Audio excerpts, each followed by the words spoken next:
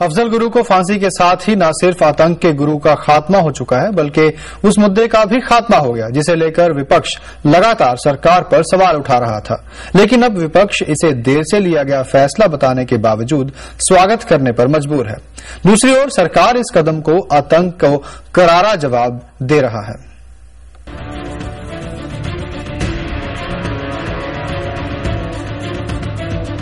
पहले कसाब और अब अफजल गुरु।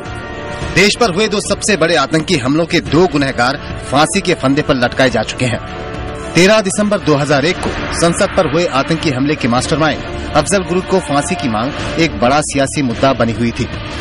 विपक्ष लगातार अफजल की फांसी में देरी को लेकर सरकार को कटघरे में खड़ा करता रहा है। लेकिन इस साल देश में हो रहे 9 विधानसभा चुनाव और अगले साल होने वाले लोकसभा चुनाव से पहले अफजल को फंदे पर लटकाए जाने के साथ ही विपक्ष से बड़ा मुद्दा छिन गया है। अब विपक्ष के पास देर आए दुरुस्त आए कहने के अलावा कोई चारा नहीं बचा। वक्त लगा, विलंब हुआ, लेकिन ये स्वागत योग्य है कि सरकार ने ये निर्णय ले लिया और जो आतंक के खिलाफ जो लड़ाई की जो कार्रवाई के लिए हमेशा विपक्ष मांग करती रही है, पूरा देश मांग करता रहा है, ये एक उसमें अच्छी पहल है। 12 साल बाद ऐसे अपराधी को सजा मिलती है जिसने देश पे हमला किया है, संसद पे हमला किया है, इसलिए कि हमारे देश में आज भी इस प्रकार के अपराध को जातीय और धार्मिक आधार पर देखा जाता है।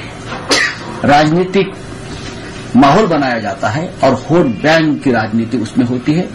ये दुर्भाग्यपूर्ण बात है। आखिरकार अपने देश की कानून की व्यवस्था अपने पूरा हुआ, मतलब इस सिलसिले में टाइम लगी है, लेकिन कानूनी व्यवस्था एक लोकतंत्र के अंदर इसी तरीके से होती है जिसमें समय लगता जरूर, लेकिन आखिरकार न्याय होनी चाहिए। विपक्ष अभी भी ये संदेश देने से नहीं चूक रहा कि संसद हमले के गुनहगार को फांसी देने में देर हुई और देरी के लिए सरकार ही जिम्मेदार है। लेकिन अफजल को फांसी के साथ ही सरकार ये साफ संदेश दे रही है कि आतंक को करारा जवाब दिया गया है और वो भी न्यायिक प्रक्रिया के मुताबिक। In the case of Afzal Guru, there was a dastardly attack which took place in the Indian Parliament. It led to an investigation process which culminated in a prosecution process which went through 3 layers of judicial scrutiny. केंद्र सरकार ने जो निर्णय लिया है ये देश के कानून के मुताबिक जो प्रक्रिया है उसके अंतर्गत लिया है और मैं समझता हूं कि जितने भी आतंकवादी गतिविधियों में शामिल लोग हैं उनके साथ यही सलूक किया जाना चाहिए। मुंबई हमले के आतंकी कसाब को फांसी के बाद अफजल की फांसी में देरी को लेकर विपक्ष ने हमले और तेज कर दिए थे। तो इधर हिमाचल प्रदेश के पूर्व मुख्यमंत्री प्रेम कुमार धूमल ने पालमपुर में अफजल गुरु की फांसी पर प्रतिक्रिया देते हुए कहा कि यह सरकार का सही फैसला है और अगर ये फैसला पहले ही ले लिया गया होता तो देश में कोई भी आतंकी घटनाएं नहीं होती। संसद भवन पर किया गया आक्रमण देश पर सबसे गंभीर आक्रमण था और उसके षड्यंत्रकारी के तौर पर फांसी देने के मामले को लटका के रखा। अब जो जनमत सरकार के खिलाफ बन रहा था उस दबाव में आकर फांसी की सजा दी गई है। तो अफजल को फांसी दिए जाने के बाद से पूरा देश अब हाई अलर्ट पर है। भीड़भाड़ वाले इलाके और बाजार हों या फिर बस स्टेशन और रेलवे स्टेशन पर भी सुरक्षा कड़ी कर दी गई है।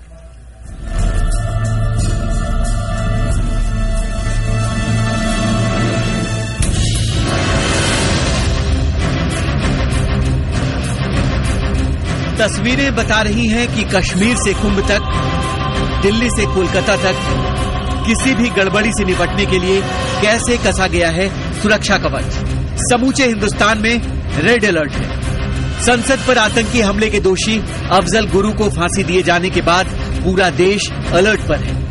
गृह मंत्रालय ने तमाम राज्यों को सतर्क रहने का निर्देश दिया है। संवेदनशील जगहों पर सुरक्षा इंतजामों को और कड़ा करने को कहा गया है।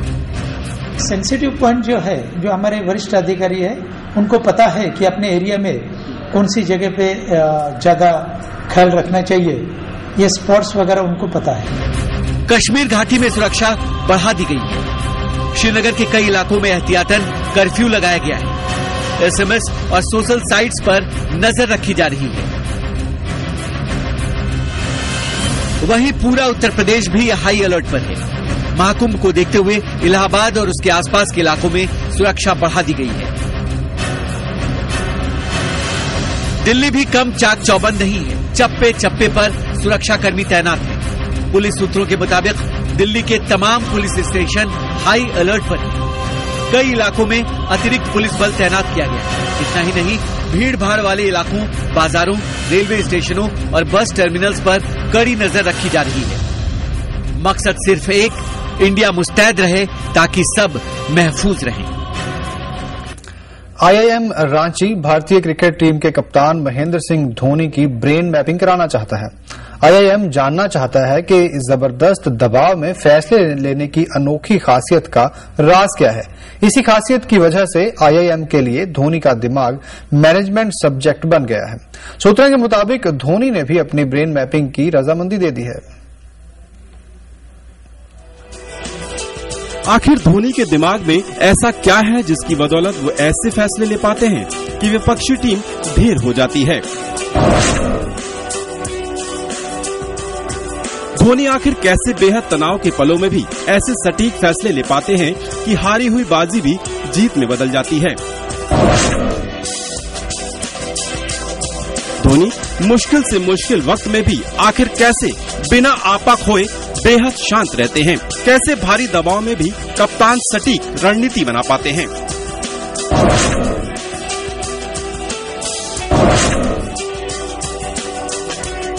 इन सवालों के जवाब दुनिया भर के क्रिकेट प्रेमी ही नहीं, देश के टॉप क्लास पेशेवर मैनेजमेंट ग्रेजुएट देने वाली संस्था आईआईएम भी जानना चाहती है। इसलिए आईआईएम रांची भारतीय क्रिकेट की तस्वीर बदल देने वाले महेंद्र सिंह धोनी का ब्रेन मैपिंग टेस्ट कराना चाहती है।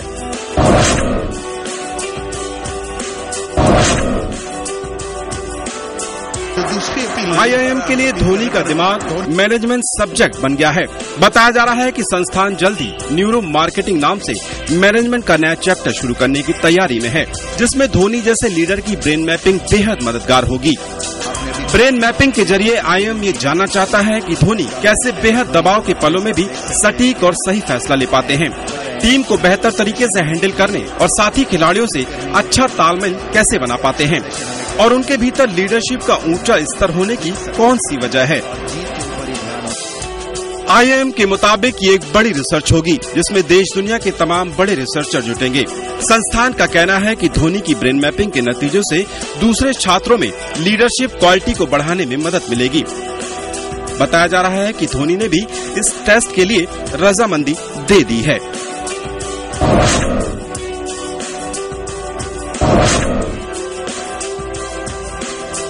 तो तैयार रहिए ये जानने के लिए कि इस कप्तानी के अलग अंदाज, अलग सोच और मैदान में शांत रहने वाले इस चेहरे का राज। कहते हैं कि मन में हौसला हो तो कोई भी मुश्किल हो उसके सामने आप लड़ सकते हैं। आपको मिलवाते हैं रियल लाइफ की एक बालिका वधू से, एक लड़की जिसने बाल विवाह को किसी भी कीमत पर मंजूर नहीं किया।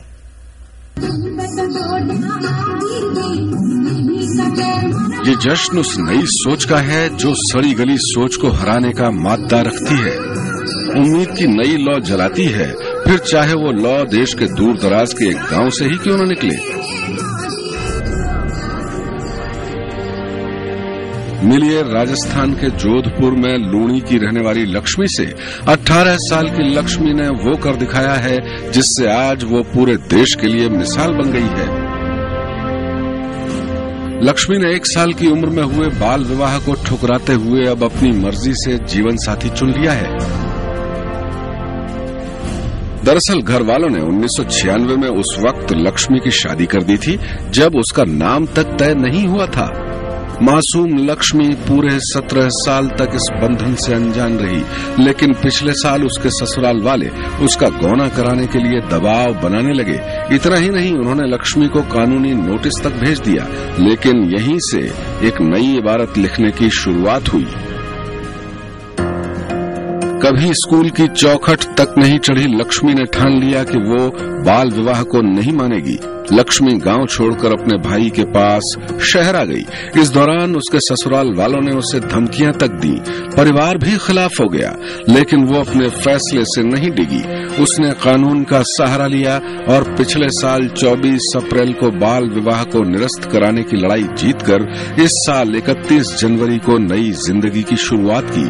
आज इस फैसले की खुशी लक्ष्मी के चेहरे पर साफ पढ़ी जा सकती है। लड़के बहुत अच्छे सुने, मनपसंद देख के करी हमने शादी। पहले थी और मैंने कैंसिल कर दी। और मेरी दीदी हो ऐसी हो, मेरे साथ दीदा सभी लड़के हो ऐसी हो। लक्ष्मी की इस जंग को एक सामाजिक संस्था का सहारा भी मिला। इस संस्था ने बाल विवाह जैसी कुरीति के खिलाफ लक्ष्मी के साथ मिलकर बीड़ा उठाया।